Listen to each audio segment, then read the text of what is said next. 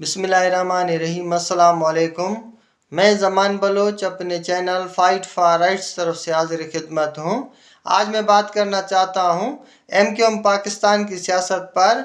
अगर आप गौर से देखेंगे, MQM पाकिस्तान को 30 साल हुए हैं। वो पाकिस्तान में एक सियासी जमात वजूद में आई है जिसका नाम MQM है। और MQM आते ही जैसे इलेक्शन जीतना शुरू किया MQM ने, उस दिन से वो गवर्नमेंट में है। चाहे वो ज़िया की गवर्नमेंट हो, परवेज़ मुशर्रफ की गवर्नमेंट हो, नवाज शरीफ की गवर्नमेंट हो, आसिफ जरदारी की गवर्नमेंट हो, और यहाँ तक इमरान खान की आखिरी गवर्नमेंट थी, या आजकल PDM की गवर्नमेंट है। यानी MQM कभी भी पाकिस्तान के गवर्नमेंट से बाहर नहीं रहा, कभी MQM अपोजिशन में नहीं बैठा। MQM हर हाल में गवर्नमेंट में रहता है। उसके साथ साथ MQM को 30 साल से ऊपर हो गए हैं। यानी उनकी पॉलिसियाँ, उनके काम सारे यानी देख चुके हैं लोग। वो क्या चाहते हैं पाकिस्तान में, किसी न किसी तरह से इक़्तिदार ही चाहते हैं, किसी न किसी तरह से गवर्नमेंट में रहना चाहते हैं। वो अपनी सीटें जीतने से पहले उनका सियासत और होता है, और सीटें जीतने के बाद, इलेक्शन जीतने के बाद फिर वही रिवायती सियासत होता है। जो पार्टी सियासत यानी हुकूमत में होता है, वो उसके साथ बार्गेनिंग करके वो गवर्नमेंट में बैठ जाते हैं। लेकिन आज से कुछ दिनों से पहले एक और शोशा छोड़ा जा रहा था, क्योंकि MQM पाकिस्तान को पाकिस्तान तहरीक इंसाफ ने बहुत ज़्यादा नुकसान दिया था ये 2018 के इलेक्शन में।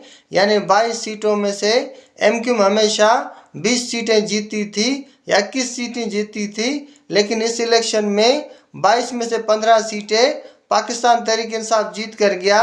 उसके बाद MQM ने तकरीबन 5 या 6 सीटें जीती थी, शायद एक उसको मखसूस सीट मिली है। यानी MQM पाकिस्तान का वजूद ख़त्म होने के करीब है। उस वजूद को ख़त्म होने के वजह से, या वजूद के ख़त्म होने के ख़तरे के वजह से, पाकिस्तान तहरीक इंसाफ के ख़तरे की वजह से, और इमरान खान को अपने लिए बहुत बड़ा ख़तरा समझता है MQM पाकिस्तान।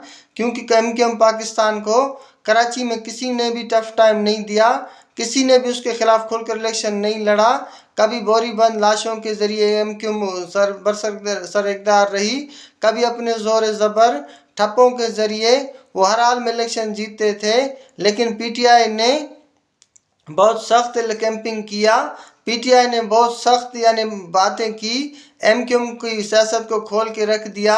फिर लोगों ने MQM को छोड़कर PTI को सपोर्ट किया 2018 में। और इस वक्त तक कराची में यही सूरत हाल है कि PTI इस वक्त नंबर 1 पर है। लेकिन MQM ये चाहती है किसी भी तरह से सारे पार्टियों को मिलाकर, यानी PSP है, MQM को लंदन है, MQM को यानी पाकिस्तान है, और मुआजर कौमी मूवमेंट है, PSP है, सबको मिलाकर वापस MQM बनाया जाए। इस तरह से वो अपनी यानी खोया हुआ मकाम हासिल करना चाहता है। लेकिन MQM पाकिस्तान को एक चीज़ मालूम होना चाहिए, ये 70 की दहाई नहीं, 80 की नहीं, 90 की नहीं, ये 22वीं सदी है। यानी 2023 है, और 2023 के इलेक्शन आने वाले हैं। अब इस वक्त जो लोग नए पैदा हुए थे, वो इस वक्त 30 से 35 साल या 40 साल से MQM को देखते हुए आ रहे हैं, उनके तर्ज गवर्नमेंट को देखते हुए आ रहे हैं। तो मेरे ख्याल में ये पार्टी तो दूर की बात है, सारी PDM भी इसको MQM को सपोर्ट करे, और इतने पार्टियां और भी आ जाएं। ज़ाहिर है वोट लोगों ने देना है, लोग उनको परफॉर्मेंस बेस पर वोट देंगे। शायद MQM पाकिस्तान में परफॉर्मेंस नाम की कोई चीज़ ही नहीं रही। उसके यानी उसमें कभी भी उसने पाकिस्तानियों के यानी मसले पर बात ज़्यादा नहीं की। वो हमेशा इलाके पर बात करते हैं, अपनी मखसूस सीटों पर अपने मखसूस शराइत रख कर अपने फ़ायदे उठाते हैं। तो मेरे ख्याल में इमरान खान का मुकाबला करने के लिए MQM को नज़रियाती होना पड़ेगा।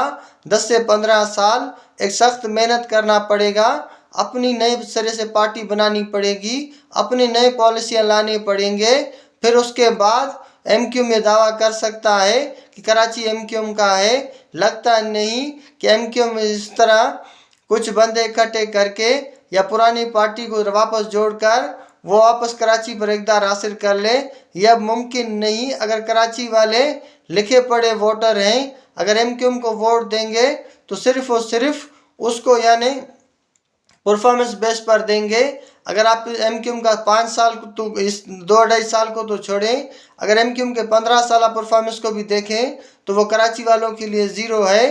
तो ज़ीरो वालों में जितने भी यानी आगे से जितने ज़ीरो लगेंगे वो सब के सब ज़ीरो ही होंगे।